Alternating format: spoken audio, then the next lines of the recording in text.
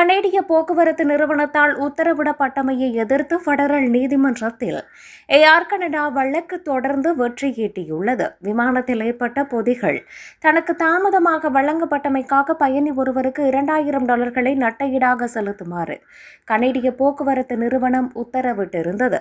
2024ஆம் ஆண்டு கனேடிய போக்குவரத்து நிறுவனம் இவ்வாறு உத்தரவிட்டது நியாயமற்றது எனவும் அதை மீண்டும் மதிப்பாய்வு செய்ய வேண்டும் எனவும் நீதிபதி தீர்ப்பளித்தார். இந்த நிலையில் வழக்கு வேறு அதிகாரியால் மறு மதிப்பீடு செய்வதற்காக கனேடிய போக்குவரத்து நிறுவனத்துக்கு திருப்பி அனுப்பப்பட்டது. 2024ஆம் ஆண்டு கனேடிய போக்குவரத்து நிறுவனம் இவ்வாறு உத்தரவிட்டது நியாயமற்றது எனவும் அதை மீண்டும் மறு மதிப்பாய்வு செய்ய வேண்டும் எனவும் நீதிபதி தீர்ப்பளித்தார்.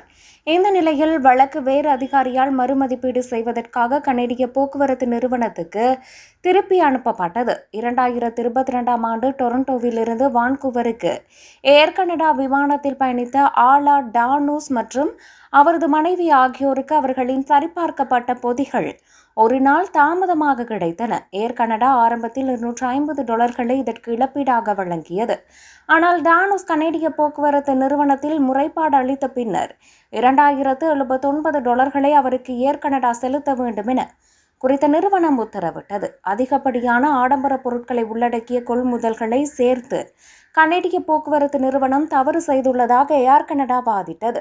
பொதி அனுப்பப்பட்ட பிறகு வாங்கிய பொருட்கள் எவ்வாறு தாமதத்துடன் தொடர்பு படுத்தப்பட்டன என்பதை விளக்குவதற்கு கனேடிய போக்குவரத்து நிறுவனம் தவறியதாக நீதிபதி ஒப்புக்கொண்டார்.